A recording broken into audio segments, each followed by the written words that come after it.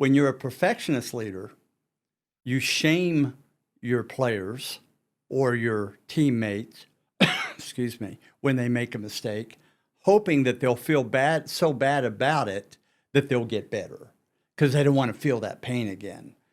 And yet we know that shame doesn't work.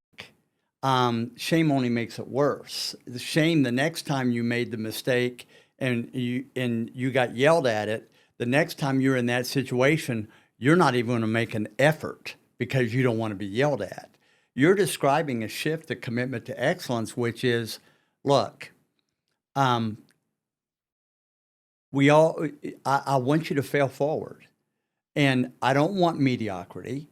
But the best learning and best growth is not in success. It's the learning after we've blown it, after we've made a mistake.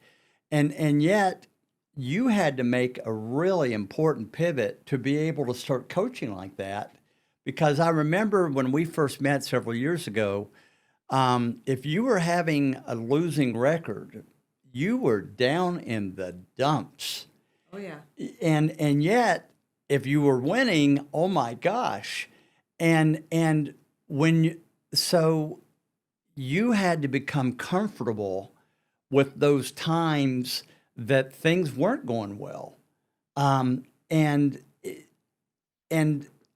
I saw you begin to move from being the teller to the mentor and the teacher of and I saw that your team began to be more aggressive.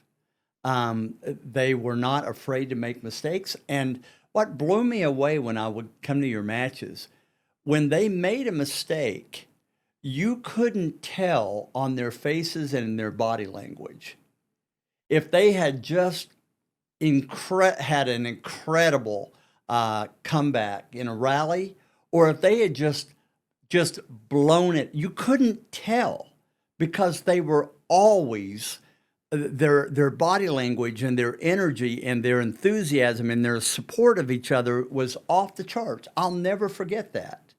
What would you say about that lesson to a leader out there who's trying to rally his or her teammates? Yeah. Um, well, number one, utilize your resources because we have a mental performance coach and he helps reinforce the messaging in a confidential way. Like I don't know who sees our mental performance coach. And like he's found a way to also say the same messaging. So if there's other people who you can get one follower who says the same messaging to utilize your resources, because I think he's helped tremendously. Kendall, I asked her at our end of season meeting this fall, I asked her, what was your biggest takeaway from working with Cody? And she said, I'm the person that's getting in the way of where I want to go.